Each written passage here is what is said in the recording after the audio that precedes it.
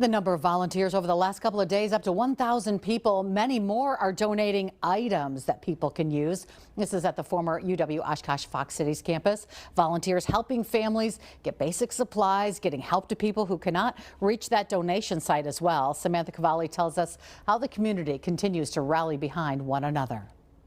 Our first donations yesterday were from a young man using his allowance, and we've just seen so many things like that, like people giving what they can. In just a matter of days, this former campus has become a lifeline for families whose lives changed in minutes. Got gloves. Awesome. Shelves of water, hygiene products, pet food, and diapers, all donated by people who want to help their neighbors through the aftermath of Monday's tornado. Anything that I can get right now is going to help because I lost all of my food in my refrigerator.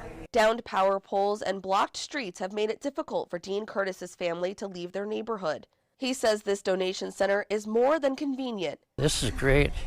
It's going to help them out a lot. Volunteer Fox Cities opened this donation drop-off and volunteer sign-up center almost immediately after the storm. Since the effort began, roughly 700 volunteers have checked in, sorting donations, and heading out to help clean up and deliver supplies. I'm overwhelmed by the generosity and the caring and the compassion of this community. We're here to bless others, and a little bit goes a long way. That generosity is echoing far beyond Menasha.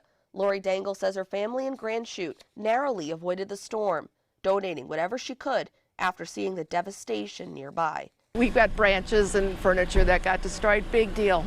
Big deal. People have lost their homes, their pets. So many things that are gone, and we will rebuild, and we'll come out stronger. We may all not talk to each other until something happens, but once it happens, we all come together. Volunteer Fox Cities plans to remain open at the former UW-Oshkosh Fox Cities campus Thursday from 8 a.m. until 8 p.m. In Menasha, Samantha Cavalli, Action 2 News.